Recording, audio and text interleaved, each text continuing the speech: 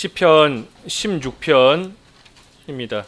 16편 1절에서 11절 끝절까지 봉독하겠습니다. 시편 16편입니다. 하나님이여 나를 지켜주소서. 내가 주께 피하나이다. 내가 여호와께 아뢰되 주는 나의 주님이시오니 주밖에는 나의 복이 없다 하였나이다. 땅에 있는 성도들은 존귀한 자들이니 나의 모든 즐거움이 그들에게 있도다. 다른 신에게 예물을 드리는 자는 괴로움이 더할 것이라. 나는 그들이 드리는 피의 전제를 드리지 아니하며 내 입술로 그 이름도 부르지 아니하리로다. 여호와는 나의 산업과 나의 잔의 소득이시니 나의 분깃을 지키시나이다. 내게 줄로 재어준 구역은 아름다운 곳에 있으며 나의 기업이 실로 아름답도다. 나를 훈계하신 여호와를 송축할지라. 밤마다 내 양심이 나를 교훈하도다. 내가 여호와를 항상 내 앞에 모시며 그가 나의 오른쪽에 계심으로 내가 흔들리지 아니하리로다. 이러므로 나의 마음이 기쁘고 나의 영도 즐거워하며 내 육체도 안전히 살리니 이는 주께서 내 영혼을 수월에 버리지 아니하시며 주의 거룩한 자를 멸망시키지 아니하실 것임이니이다. 주께서 생명의 길을 내게 보이시리니 주의 앞에는 충만한 기쁨이 있고 주의 오른쪽에는 영원한 즐거움이 있나이다. 제목은 존귀한 성도의 충만한 기쁨입니다. 3절에 보면 성도는 존귀하다 그랬는데 또 마지막 11절에 충만한 기쁨이 있고, 그래서 존귀한 성도의 충만한 기쁨, 제목입니다. 존귀한 성도의 충만한 기쁨. 이 16편 다윗이 쓴 시입니다. 1절에 보면 하나님이여 나를 지켜주소서. 내가 주께 피하나이다 그랬습니다. 다윗이 지금 하나님께 피해야 되는 참으로 이 극심한 어려움 가운데 처해 있습니다.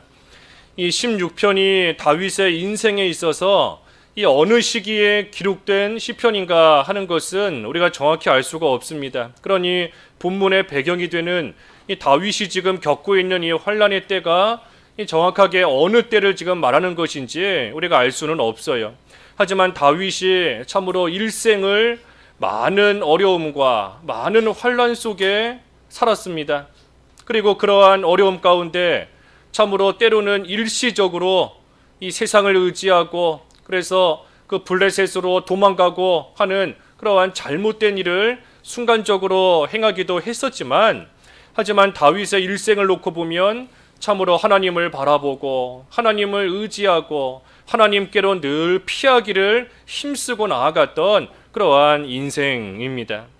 그러니 오늘 본문도 이 다윗이 지금 어떠한 환난을 겪는지는 우리가 자세히 알 수는 없지만, 뭐가 됐든 큰 환난을 겪고 있는 가운데 지금 하나님이여 나를 지켜주소서 하며 하나님의 보호하심을 지금 구하고 있는 겁니다. 다윗이 왕이 되기 전에 그 신분이 목자, 양을 치는 목자였지 않습니까?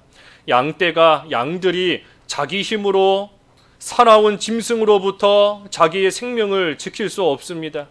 그러니 목자가 양떼를 지켜줘야지 양떼가 살 수 있는 것처럼 지금 다윗도 그러한 심정으로 하나님께 간구하며 부르짖는 겁니다. 하나님이여 나를 지켜주소서. 하나님께서 지켜주시지 않으면 내 힘으로 이 어려움과 이 고난과 환난 이길 수 없고 나를 죽이려고 하는 그러한 대적들 내 힘으로 결코 물리칠 수 없습니다 하는 것을 다윗은 분명히 알고 참으로 양떼의 양과 같은 심정으로 목자이신 하나님께 지금 지켜달라 하며 구하고 있는 겁니다.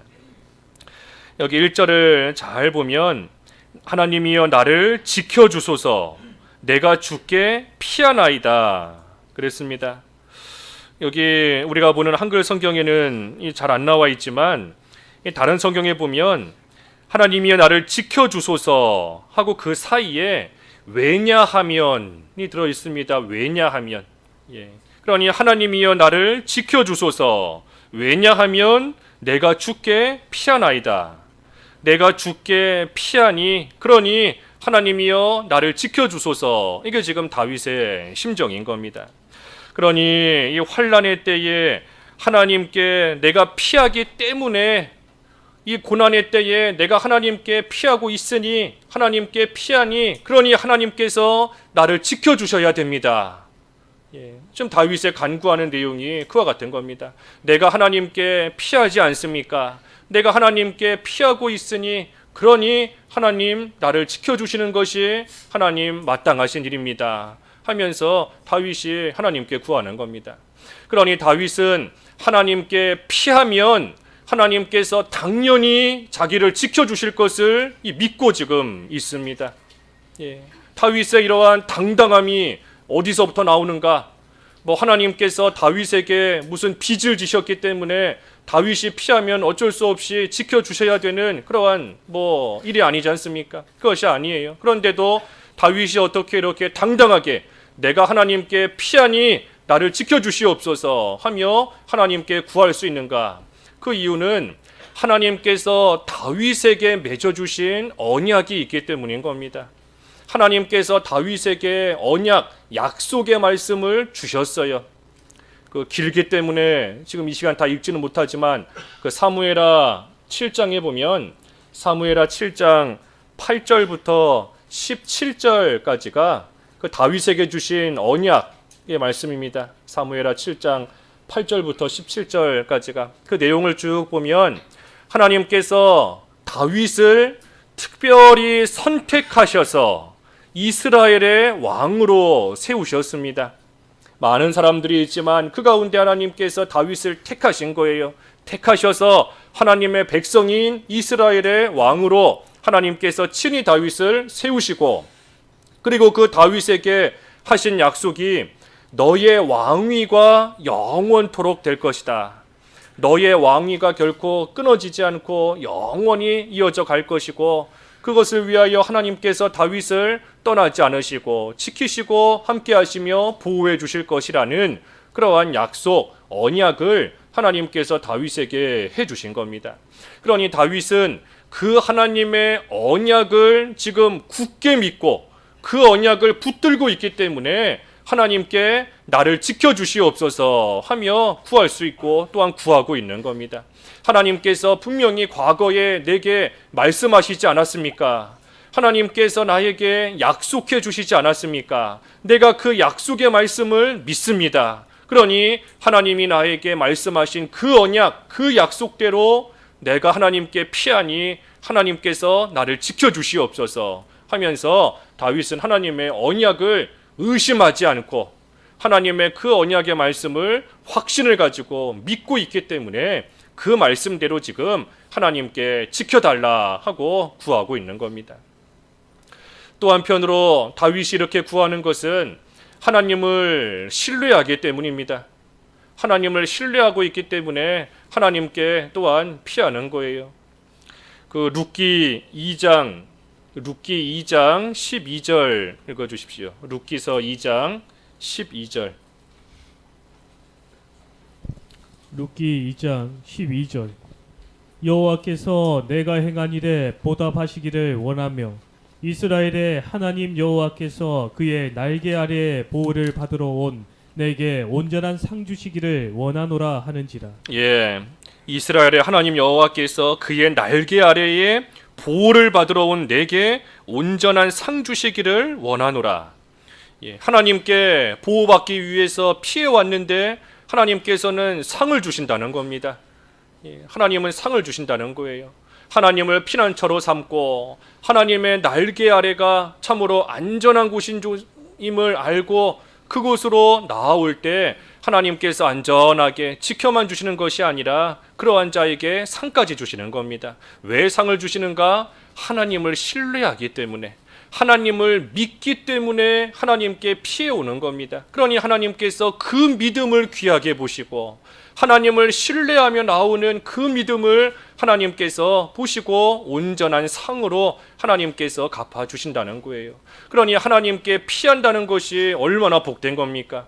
하나님께 피하면 하나님께서 안전하게 하나님의 날개로 품어주셔서 지켜주실 뿐 아니라 믿음을 가지고 하나님을 신뢰하며 하나님께 나온 그러한 자에게 하나님께서 온전한 상으로 또한 갚아주시는 그러한 은혜가 있으니 하나님께 날마다 피해가는 생활, 이것이 참으로 복된 겁니다. 그래서 다윗은 하나님을 신뢰하고 한편으로는 신뢰하기 때문에 피할 수 있는 겁니다. 믿지 못하는데 어떻게 피할 수 있겠어요? 그곳으로 피해가봤자 아무런 도움이 안 된다. 그곳에 피해가봤자 더 강한 대적이 오면 어쩔 수 없다. 믿지 못하면 피할 수 없는 겁니다. 그러니 피한다 하는 것은 신뢰하기 때문에 피할 수 있는 겁니다.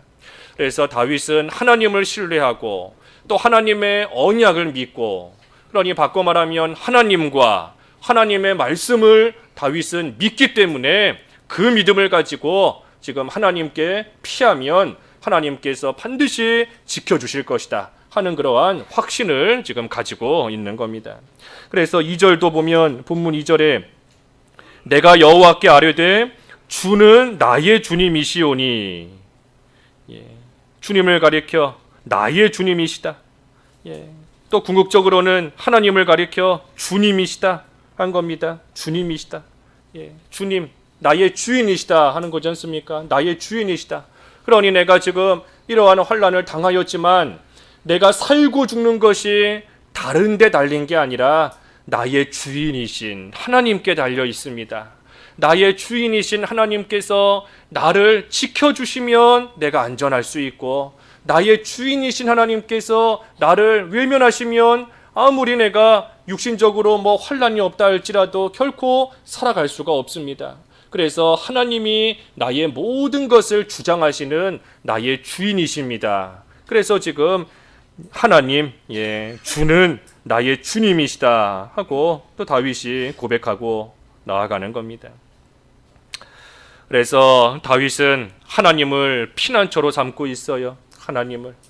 하나님께서 약속하신 그 말씀을 믿고 하나님을 피난처로 삼고, 하나님께로 피해갈 때에 신뢰할 만한 하나님, 믿을 수 있는 하나님, 신실하신 하나님께서 그 말씀대로 약속하신 대로 나를 반드시 지키실 것이다. 그래서 하나님을 피난처로 삼는 겁니다. 또 그뿐 아니라 2절 다시 보면 2절 하반절에 주는 나의 주님이시오니 주 밖에는 나의 복이 없다 하였나이다. 주 밖에는 나에게 다른 복이 없다. 하나님만이 나의 복이 되십니다. 사실 다윗에게 좋은 것들이 따지고 보면 많습니다. 왕으로서, 이스라엘의 왕으로서 그 왕위를 누리고 있는 것도 다윗에게는 얼마든지 기뻐할 만한 좋은 일들이고, 또 다윗의 많은 자녀들, 또 수많은 백성들, 또 다윗이 누릴 수 있는 부귀영화, 또 왕으로서의 권력, 권세, 이 다윗에게 사실 따지고 보면 기뻐할 만한 일들이 많이 있어요. 하지만 다윗이 지금 어려움을 겪고 있는데, 그러한 환난 가운데 그러한 것들이 결코 다윗에게 기쁨이 될 수 없고 결코 다윗에게 복이 될 수가 없다는 겁니다. 자녀들이 기쁨인 줄 알았지만 다윗이 환난을 당할 때에 오히려 자기 자녀가 자기를 죽이려고 하는 겁니다. 아들이 아버지를 죽이려고 혈안이 되어서 쫓아오고 있는 그러한 가운데 있게 되는 것이고, 백성들은 등을 돌리고 믿었다 생각했던 신하도 배신하고 나아가고, 또 도망가게 되니 그동안 쌓아두었던 재산과 재물, 부귀영화 하나도 못 가져가는 겁니다. 가져갈 수 없어요. 왕궁도 잘 지어놨다 하지만 막상 도망다니는 처지가 되니 그 왕궁이 자기에게 피난처가 될 수도 없고 그 왕궁 가지고 갈 수도 없는 겁니다. 그러니 많은 것들이 겉으로 볼 때에는 기뻐할 만한 것들인 줄 알았지만 막상 환난을 당하고 나니 그동안 내가 기쁨으로 여겼던 것들, 내가 복이라고 생각했던 그러한 것들이 결코 복이 되지 못하고 결코 나에게 기쁨을 주지 못하는 겁니다. 그러니 다윗이 고백하는 겁니다. 주밖에는 내게 복이 없습니다. 하나님만이 나의 복이시고 하나님만이 나의 기쁨입니다. 다윗이 지금 하나님만이 나의 기쁨이고 복인 것을 고백하고 있는 겁니다. 마치 하바국 선지자 똑같아요. 무화과나무 열매 없고 포도나무, 감람나무 소출, 무화과나무, 포도나무 열매, 우리의 양, 외양간의 소, 밭의 식물 아무것도 없어도 그게 있든지 없든지 그게 중요한 것이 아니라 나는 오직 구원의 하나님으로 기뻐한다. 오직 여호와로 인하여 즐거워합니다. 지금 이 다윗의 고백과 같은 겁니다. 우리도 마찬가지인 겁니다. 우리의 참된 기쁨 오직 하나님밖에 없습니다. 우리의 참된 복 하나님밖에 없어요. 하나님께서 우리가 뭔가를 요구하면 다 들어주신다 하는 그러한 차원에서 하나님이 우리의 기쁨이시다 하는 것이 아닙니다. 그럼 저급한 차원이 아니고 하나님이 왜 우리의 복이고 기쁨이신가? 다윗이 환난 가운데 있지만 하나님께서 이 다윗을 건져내시고 그의 생명을 지켜주신 것처럼 우리도 마찬가지인 겁니다. 죽음의 권세에서 우리의 생명을 건져내시고 우리를 구원해 주시고 그리고 지금 이 순간에도 우리의 생명을 지켜주시고 우리로 하여금 계속해서 하나님의 자녀로 성도로 잘 자라날 수 있도록 우리를 인도해 주시는 하나님께서 우리의 참된 복이고 그 하나님만이 우리의 기쁨이라는 거예요. 이 세상에 그 어떤 거 우리가 많은 거를 소유하고 가지고 누린다 한들 우리에게 참된 기쁨 되겠습니까? 그 순간에는 기뻐할 수 있을지 몰라요. 우리 이제 대학 수능 시험도 딱 한 달 남은 것 같습니다. 한 달도 채 안 남았지요 이제. 우리 수험생들이 대학만 들어가면 원하는 학교만 들어가면 참으로 모든 것이 다 기쁘고 모든 것이 즐거운 줄 알지만 막상 들어가고 나면 또 그게 아니지 않습니까? 그 이후에 또 취직 걱정, 취직하고 나면 또 결혼 걱정, 결혼하면 자녀 걱정, 자녀가 또 크고 나면 또 그 자녀의 입학 걱정, 또 취직 걱정, 결혼 걱정, 그러다 결국에는 세상 떠나는 겁니다.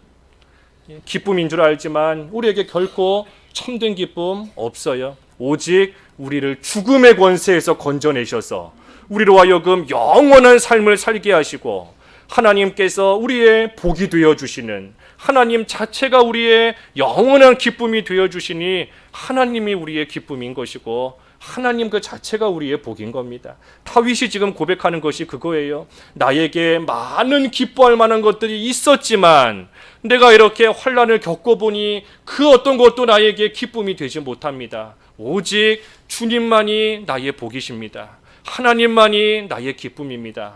하면서 이 고백하는 거지 않습니까? 그러니 우리도 우리에게 복의 근원이 되시는 하나님, 복의 근원일 뿐 아니라 우리 생명의 근원이 되시는 하나님보다 우리에게 더 귀한 것이 없어요. 하나님보다 귀한 것이 없습니다. 우리가 오늘 주일 참으로 하나님보다 나에게 귀한 것이 없다. 하나님만이 나의 복이다 하는 것을 우리가 좀 잘 깨달으면 좋겠습니다. 우리 여기 2절 한번 다 같이 한번 읽어볼까요? 2절 다시 한번 시작. 내가 여호와께 아뢰되 주는 나의 주님이시오니 주밖에는 나의 복이 없다 하였나이다. 하나님밖에는 복이 없는 겁니다. 하나님밖에.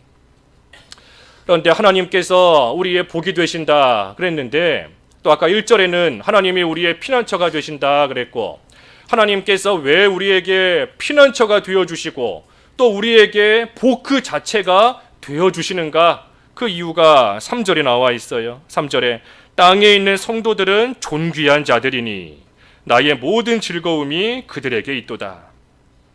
하나님께서 피난처와 복이 되어주시는 것 그러니까 아브라함 창세기 15장에 보면 아브라함에게 나타나셔서 내가 너의 방패이자 지극히 큰 상급이다 하셨는데 아브라함에게는 방패와 상급이 되어주셨습니다. 오늘 다윗과 같은 거예요. 방패, 피난처, 복, 상급. 그래서 하나님께서 왜 피난처와 방패 또 복과 상급이 되어주시는가? 성도가 존귀하기 때문에 성도가 존귀한 자이기 때문에 하나님께서 피난처가 되어주셔서 지켜주시는 것이고 성도가 너무나 존귀하기 때문에 하나님께서 그러한 성도에게 친히 복 자체가 되어주시는 겁니다. 생명을 주셨어요. 생명. 하나님께서 성도에게 생명을 주셨고 우리는 영원한 생명이 이미 주어져 있는 그러한 자들입니다. 마치 질그릇 안에 보배가 담겨져 있는 것처럼 질그릇 그 자체만 놓고 보면 전혀 귀하지 않습니다. 귀하다라고 하면 무슨 금으로 만든 그릇이라든지 은그릇 그런 것이 귀한 거지, 흙으로 만든 질그릇 깨지기 쉬운데 귀하지 않아요. 그런데도 왜 질그릇을 귀하게 여기는가? 그 속에 보배가 있기 때문이지 않습니까? 그 안에 보배가 있기 때문에 보배를 담고 있는 그 질그릇을 귀하게 여기는 겁니다. 마찬가지예요. 우리도 우리 자신만 놓고 보면 참으로 내세울 것 없고 연약하지만 질그릇과 다를 바가 없지만 우리 안에 보배와 같은 생명을 주셨고 우리 안에 생명이신 예수 그리스도가 계시기 때문에 우리는 하나님께서 존귀하게 여기시는 그러한 자들인 겁니다. 하나님께서 우리를 존귀한 자로 삼으셨어요. 귀한 자로, 귀한 성도로, 보배를 담고 있는 질그릇과 같이 어디가 혹시 깨져서 이 보배 잃어버리지 않을까, 어디가 혹시 금이 가지는 않을까. 참으로 그 주인이 보배를 담고 있는 질그릇을 애지중지하며 귀하게 여기는 것처럼 하나님께서 우리를 존귀한 성도로 삼으시고 우리를 참으로 귀하게, 어디 한 군데 부족하지는 않을까, 어디 한 군데 깨지지는 않을까, 혹시라도 도둑이 들어와서 그 속에 있는 귀한 것을 훔쳐가지는 않을까, 참으로 존귀한 성도로 우리를 여기시며 우리를 지키시는 겁니다. 하나님께서 우리를 존귀한 성도로 삼아 주셨는데, 그런데 한편으로 하나님 입장에서 볼 때에는 우리는 존귀한 성도가 된 겁니다. 하지만 하나님 편에서 볼 때에는 우리를 존귀한 성도로 삼으시기 위해서 비싼 값을 치르신 겁니다.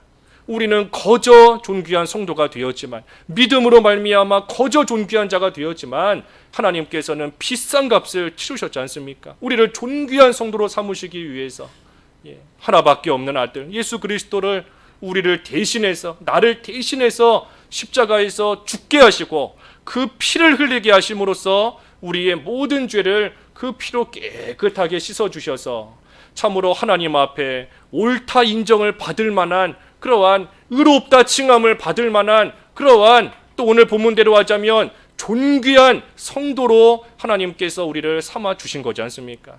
그러니 하나밖에 없는 아들, 그 어떤 것보다 귀한 하나밖에 없는 아들의 피값을 주고 우리를 사셔서 우리를 존귀한 자로 삼아 주셨으니, 그러니 우리가 얼마나 말 그대로 귀한 자입니까? 참으로 존귀한 자예요. 우리가 비싸게 주고 사면 비싼 만큼 귀하게 여기잖아요. 비싼 돈 주고 샀으면 그만큼 아끼고 귀하게 여기는 겁니다. 하나님께서 우리를 아들의 피값 주고 사셨으니 하나님께 우리보다, 성도보다 귀한 자가 없습니다. 성도보다 더 존귀한 자가 없어요. 성도라는 신분, 우리가 예수님을 믿음으로 말미암아 성도라는 신분을 우리가 다 가지고 있는 것인데, 성도라는 신분보다 더 귀한 것이 없습니다. 우리가 교회 안에 목사도 있고 장로도 있고 집사, 권찰, 또 우리 교사도 있고 하지만 그러한 것들은 다 직분입니다. 하나님을 섬기기 위한, 하나님 앞에 봉사하기 위한 직분이에요. 우리가 직분은 하나님께서 주신 은사대로 다 각자가 세우신 자리에서 직분을 감당하며 나아가는 겁니다. 하지만 그 직분보다 중요한 것이 우리의 신분입니다. 우리의 신분은 성도예요. 성도라는 신분보다 더 귀한 것이 없는 겁니다. 그러니 하나님께서 우리를 예수님의 피값 주고 사셔서 참으로 성도로 삼으시고 참으로 우리를 존귀한 그러한 자로 여기신 겁니다. 그 베드로전서 1장 19절 또 읽어봐 주시죠. 베드로전서 1장 19절. 베드로전서 1장 19절. 오직 흠없고 점없는 어린 양 같은 그리스도의 보배로운 피로 된 것이니라. 우리를 어린 양의 보배로운 피로써, 보배로운 피로써 우리를 사시고 우리를 깨끗하게 하셔서 성도로 삼아 주셨으니, 보배로운 피로 사신 우리가 얼마나 귀한 성도이겠는가. 보배로운 피로 사신 성도인 겁니다.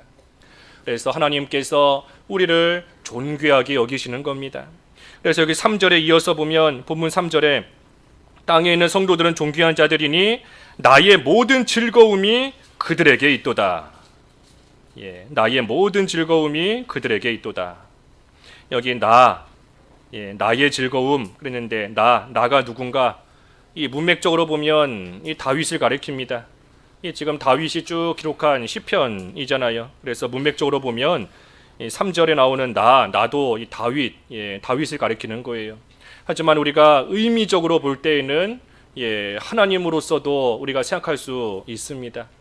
다윗이 자기뿐 아니라 땅에 있는 모든 성도들, 다윗이 볼 때에도 참으로 즐거움의 대상으로 보이는 것이지만 궁극적으로는 우리 하나님께서 우리를 보배로운 피로 값주고 사신 우리 성도를 존귀하게 여기실 뿐 아니라 하나님의 모든 즐거움이 우리 가운데 성도에게 있다는 겁니다. 여기 즐거움, 모든 즐거움 그랬어요. 모든 즐거움, 나의 모든 즐거움이 그들에게 있도다. 그러니 하나님께서 다른 것으로서 즐거워하시는 것이 아닙니다. 다른 걸로서 즐거워하시는 것이 아니라 오직 성도로서만 즐거워하신다는 거예요.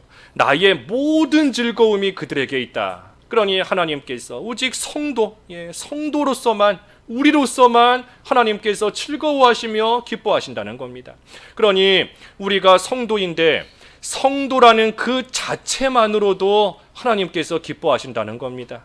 성도라는 그 자체만으로도 하나님께서는 우리를 보시며 즐거워하시며 기뻐하신다는 거예요. 마치 부모가 자기 자녀가 남들보다 잘생기고 남들보다 뛰어나기 때문에 자기 자녀를 기뻐하는 게 아니지 않습니까? 부모가 그저 자기 배에서 난 자기 자녀이기 때문에 자녀라는 그 자체만으로 자기 자녀를 귀하게 여기고 사랑하고 아끼고 보살피는 것처럼 하나님께서도 우리가 성도라는 그 자체만으로도 하나님께서는 우리를 즐거워하시며 하나님께서 기뻐하시는 겁니다. 그러니 하나님께서는 우리 성도로서 즐거워하시고 또 우리는 아까 2절에 있는 말씀처럼 하나님으로서 즐거워하고 그러니 하나님께서는 우리를 사랑하시며 우리를 존귀히 여기시고 우리 또한 하나님을 사랑하면서 하나님을 피난처로 삼고 하나님을 복으로 삼고 나아가는 생활, 그 생활이 낙원 생활이 아니고 뭐겠습니까? 하나님께서 우리를 사랑하시며 우리도 하나님 사랑하고 서로 사랑의 세계 안에서 서로를 사랑하고 귀하게 여기고 아끼고 복으로 여기며 또한 서로를 바라볼 때에 즐거워하고 기뻐하면서 살아가는 생활, 그 생활이 성도의 낙원 생활이고 그 생활이 천국 생활이고 그 생활이 하나님 나라의 생활인 겁니다. 그래서 하나님께서 우리로 인하여 즐거워하신다는 거예요. 또 우리도 마찬가지로 우리도 하나님으로 인하여 즐거워하며 살아가는 생활, 그것이 성도의 복된 생활인 겁니다. 그것이 성도의 기쁜 생활이고 그것이 성도의 특권인 겁니다. 하지만 반면에 4절에 보면 다른 신들에게 예물을 드리는 자 괴로움이 더할 것이라. 성도로서의 맞지 않는 생활하면 괴로움이 있다는 겁니다. 그 생활이 뭔가 우상을 섬기는 거예요. 우상. 나는 그들이 피의 전제를 드리지 아니하며 그들이 드리는 피의 전제 드리지 아니하며 내 입술로 그 이름도 부르지 아니하리로다. 그러니 피의 전제 드리는 다른 우상 섬기는 사람들처럼 살아가면 결국에는 괴로울 수밖에 없다. 성도로서의 신분에 맞지 않는 그러한 생활, 우상 섬기는 생활 하는 거기 때문에 이 괴로움이 있다는 겁니다. 그러니 나는 다윗은 입술로 그 이름도 부르지 않겠다. 우상의 이름도 부르지 않겠다 하는 겁니다. 악한 것이라고는 모양조차 버리겠다는 겁니다. 죄 지을 만한 생활, 바꿔 말하면 성도로서의 합당치 못한 생활이다라고 한다면 그 모양조차 흉내내지 않고 그 모양조차도 버린다는 겁니다. 모양조차도. 그래서 성도는 존귀한 자입니다. 여기 5절부터 마지막 11절까지 이 말씀이 긴 것 같지만 쭉 보면 성도를 하나님께서 얼마나 존귀하게 여기셔서 존귀한 성도에게 주시는 기쁨이 무엇인가, 존귀한 성도가 누리는 그러한 기쁨이 무엇인가 하는 것이 여기 5절부터 끝절까지 쭉 기록되어 있어요. 간단한 내용인 겁니다. 5절에 보면 5절 읽어봐 주시죠. 5절과 6절. 5절 여호와는 나의 산업과 나의 잔의 소득이시니 나의 분깃을 지키시나이다. 내게 줄로 재어 준 구역은 아름다운 곳에 있으며 나의 기업이 실로 아름답도다. 예, 여호와께서 나의 산업이 되신다는 겁니다. 나의 산업이 되신다. 하나님 그 자체가 산업, 앞에서 본 것처럼 하나님 자체가 성도에게 복이 되신다는 거예요. 하나님 자체가. 예. 우리 소중한 사람에게는 귀한 거 주고 싶어 하는 게 사람의 마음이지 않습니까? 소중한 사람일수록 더 귀한 거 주고 싶어 하는 거예요. 하나님께서 성도를 존귀하게 여기시기 때문에 하나님께서 가장 귀한 것을 주고 싶어 하시는 겁니다. 그게 무엇인가? 하나님 자체예요. 하나님 자체. 그러니 하나님 자체가 성도에게 산업, 기업이 되신다. 복이 되시고 상급이 되어 주신다는 겁니다. 하나님 자체가. 그러니 우리가 하나님을 나의 기업으로 삼고 하나님으로 인하여 만족하는 겁니다. 그 예레미야 애가에도 그랬죠. 예레미야 애가 3장 24절에 보면 예레미야 애가 3장 24절에 내 심령에 이르기를 여호와는 나의 기업이시니 그러므로 내가 그를 바라리라 하도다. 예, 예레미야 애가 3장 24절에 그랬습니다. 여호와는 나의 기업이시다. 그러니 내가 그를 바란다. 하나님만 바라는 겁니다. 하나님으로만 만족한다는 거예요. 그러니 하나님께서 귀하게 여기시는 우리 성도에게 가장 귀한 복을 주시는데 그 복이 뭔가? 하나님 자체라는 겁니다. 하나님이 우리의 기업이요 우리의 복 자체가 되어주신다는 거예요. 그러니 6절에 본문 6절에 내게 줄로 재어준 구역은 아름다운 곳에 있다. 나의 기업이 실로 아름답도다. 예, 하나님께서 줄로 재어준 구역, 다시 말하면 하나님께서 정해주신 분량으로서 만족한다는 겁니다. 하나님이 나의 기업이신데, 하나님이 나의 기업이시고 나의 복이신데 이 세상의 것은 하나님께서 나에게 줄로 재어서 준 칭만큼 하나님께서 정해주신 분량 그걸로 만족한다는 거예요. 하나님께서 많이 주셨으면 그걸로 감사하며 만족한다는 거고 하나님께서 적게 주셨으면 그걸로 만족하며 감사한다는 겁니다. 세상의 것, 하나님이 땅의 것 주신 것 그걸로 족하다는 거예요. 왜?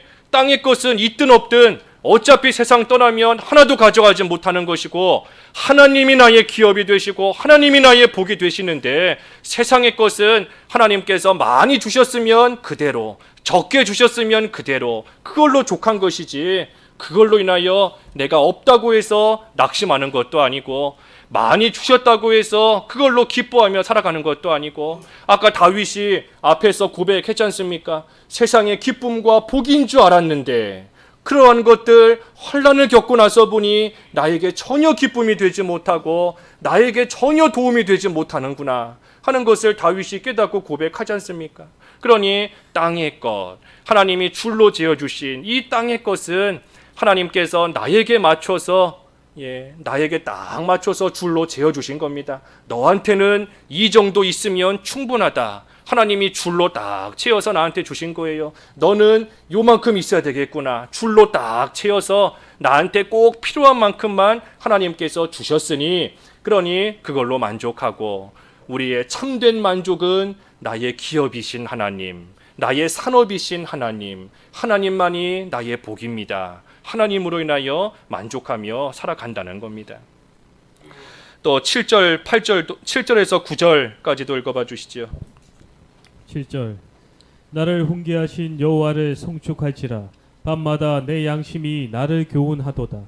내가 여호와를 항상 내 앞에 모심이요 그가 나의 오른쪽에 계심으로 내가 흔들리지 아니하리로다.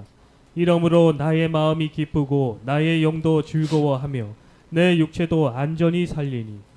예, 하나님을 항상 내 앞에 모시고 있다. 하나님께서 나의 오른쪽에 계시니 내가 흔들리지 아니한다. 하나님께서 존귀하게 여기시는 성도이시니 항상 하나님께서 우리 앞에 계시는 겁니다. 하나님께서 귀하게 여기는 성도인데 어찌 홀로 내버려 두시겠어요?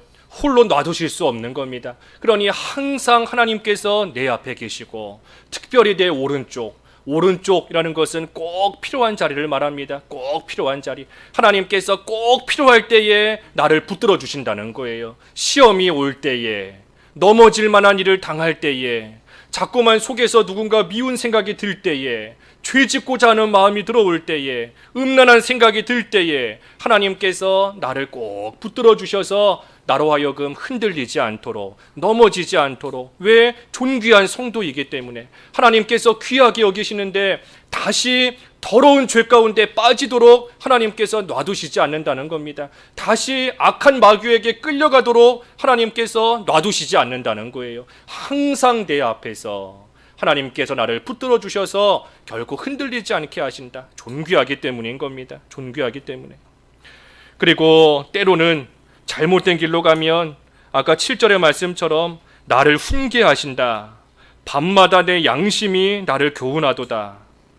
바로 하지 못할 때에는 또 역시 우리 앞에 계시는 하나님께서 우리를 훈계하시고 밤마다 양심을 통해서 또 교훈하시고, 그래서 귀한 자가 잘못된 길, 어긋난 길 가지 않도록 하나님께서 늘 지키시고 보호하신다는 겁니다. 그러니 내 마음도 기쁘고 영도 즐겁고 내 육체도 안전히 살리라. 영육간에 강건하다는 겁니다. 마지막 10절에서 11절 읽어주십시오. 10절. 이는 주께서 내 영혼을 수월에 버리지 아니하시며 주의 거룩한 자를 멸망시키지 않으실 것임이니이다. 주께서 생명의 길을 내게 보이시리니 주의 앞에는 충만한 기쁨이 있고 주의 오른쪽에는 영원한 즐거움이 있나이다. 여기 10절의 말씀은 특별히 예수 그리스도의 부활을 예언한 말씀입니다. 예수님의 부활을 예언한 말씀이에요. 사도행전 2장 27절 한 군데만 더 읽어봐 주시죠. 사도행전 2장 27절. 사도행전 2장 27절. 이는 내 영혼을 음부에 버리지 아니하시며 주의 거룩한 자로 썩음을 당하지 않게 하실 것이미로다. 여기 25절부터 28절까지 쭉 보면 오늘 시편 16편의 말씀을 인용한 것인데, 특별히 그 가운데 27절을 보면 오늘 10절, 본문 10절의 말씀을 인용한 겁니다. 그래서 예수님께서 이 말씀대로 부활하실 것이다. 장차 메시아가 오셔서 고난당하여 죽임당하지만 이 약속의 말씀대로 다시 살아나게 될 것, 예수님의 부활을 예언한 말씀인 겁니다. 그러니 예수님의 이 부활을 통해서 우리 성도에게 생명의 길을 지금 보여주시는 겁니다. 그게 무슨 말인가 하면 부활의 첫 열매이신 예수 그리스도, 부활의 원동력이신 예수 그리스도께서 부활하신 것처럼 우리도 장차 부활하여서 영원히 살게 될 것이다. 그것을 지금 예언해 두신 그러한 말씀인 겁니다. 존귀하기 때문에 영원히 살게 하시는 겁니다. 귀하기 때문에 다시 죽지 않도록 영원히 살도록. 그러니 부활의 소망을 우리에게 주신 것인데, 부활의 소망, 바꿔 말하면 영생의 소망인 겁니다. 영생의 소망. 그 누구도 하나님의 손에서 우리를 결코 뺏어갈 수 없는 그러한 영원한 생명, 영생의 소망을 우리에게 주신 겁니다. 그러니 다시 죽지 않는 그러한 새 생명을 가진 자, 그 자가 누군가? 그 자가 성도인 겁니다. 예수님을 믿는 우리예요. 그러니 우리를 존귀한 성도로 삼으시고, 바꿔 말하면 다시 죽지 않는, 그 누구도 뺏어갈 수 없는 영원한 생명을 주신 그러한 자, 생명을 가진 우리인 줄을 알고 그 영생의 기쁨을 누리며 살아가는 생활, 그것이 성도가 누리는 궁극적인 충만한 기쁨이고, 그것이 참된 성도의 기쁨인 겁니다. 우리에게 주신 영원한 생명의, 우리에게 주신 영생의 소망, 부활의 소망, 천국의 소망, 영생의 소망, 그것이 우리의 충만한 기쁨이고 그것이 우리에게 영원한 즐거움이 된다 하는 겁니다. 그러니 하나님께서 우리를 존귀한 성도로 부르시고 우리를 삼아 주셨습니다. 우리는 하나님의 은혜 가운데 거저 존귀한 성도가 되었어요.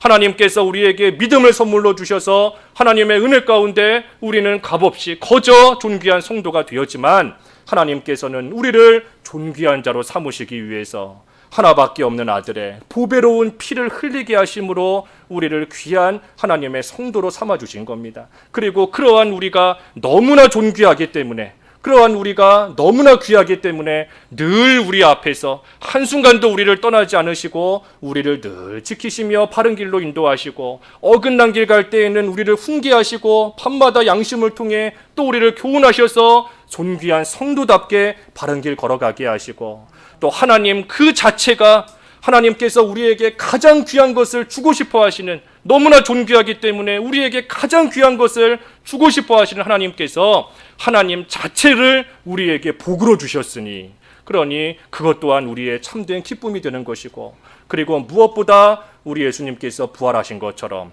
우리도 장차 부활하여 영원히 살 영생의 소망을 주셨으니 그 영생의 소망을 누리며 살아가는 그러한 기쁨을 우리 성도에게 주신 겁니다.